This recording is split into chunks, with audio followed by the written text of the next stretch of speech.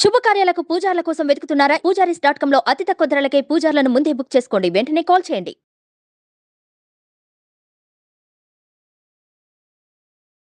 ఓం శ్రీ గురుభ్యో నమః.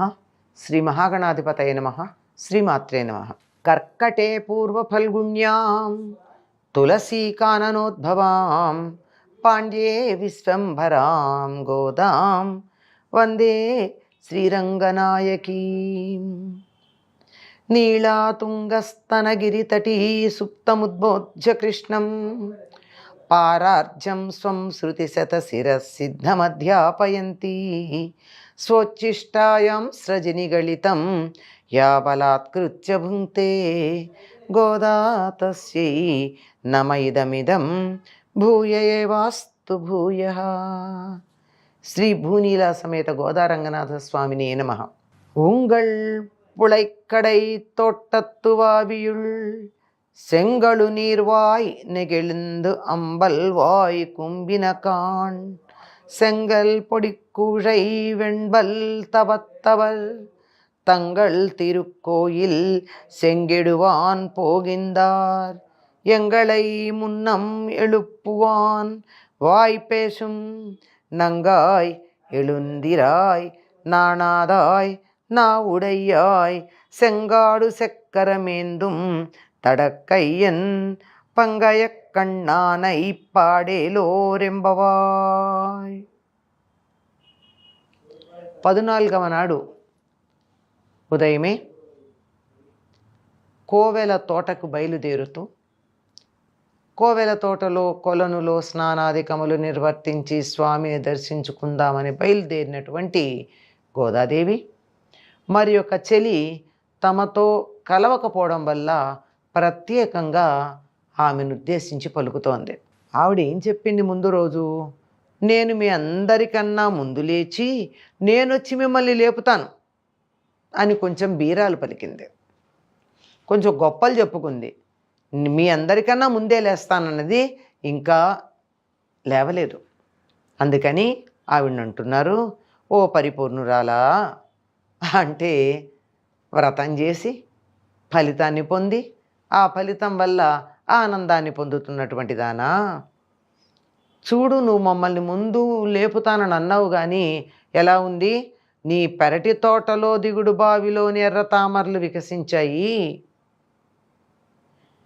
నల్ల కలువలు ముడుచుకొని పోతున్నాయి. లే, ఎర్రని కాషాయాలను ధరించి తెల్లని పలువరుసలు కలిగినటువంటి వైరాగ్యంతో ప్రకాశిస్తూ ఉన్న సన్యాసులు తమ తమ ఆలయాలలో ఆరాధ్య దైవానికి ఆరాధన చేయడానికి బయలుదేరి పెడుతున్నారు. లేమ్మా, ఎంతసేపు పడుకుంటావు? లేస్తే బాగుంటుంది. నువ్వు చెప్పావు కదా ముందరే లేచి మమ్మల్ని నిద్ర లేపుతానని. మాట ఇచ్చిన సంగతి మర్చిపోయావా? మమ్మల్ని లేపుతానని మాట ఇచ్చావు, మర్చిపోయావా ఏమిటి? ఓ లజ్జా విహీనురాలా, ఎంత గొప్ప పదం వాడుతోందో. ఓ సిగ్గులేందానా, నిజమే కదా, మాట ఇచ్చి తప్పితే మీరు రావద్దండి, మీరు లేవద్దు, నేను ముందు లేస్తా, నే లేచి మిమ్మల్ని అందరినీ నిద్ర లేపుతా, ఇలాంటి బీరాలు పలికావు కదా. నువ్వు కొంచెం మాట నిలబెట్టుకోకపోవడం అన్నది సిగ్గుచేటు పని. నీకు అదేం అనిపిస్తున్నట్లేదు? మాట నేర్పైతే ఉంది నీ దగ్గర. కావాలంటే మేము గట్టిగా అడిగితే బొమ్మిని తిమ్మి, తిమ్మిని బొమ్మి చేసి మాట ఇటు అటునుంచి ఇటు ఇటునుంచి అటు మార్చి నీ పక్షాన దోషం లేదు అన్నట్టు నిరూపించుకోగలిగిన సామర్థ్యం ఉంది. మాకిచ్చిన మాట మర్చిపోయావా?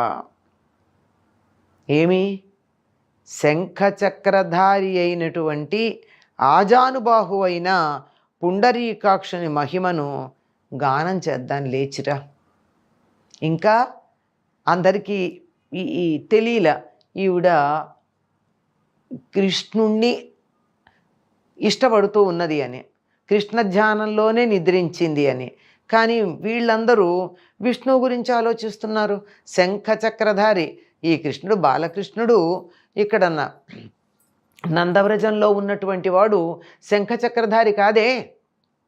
శంఖచక్రధారి అయినటువంటి ఆజానుబాహువైన పుండరీకాక్షుడు అంటే విష్ణుమూర్తి.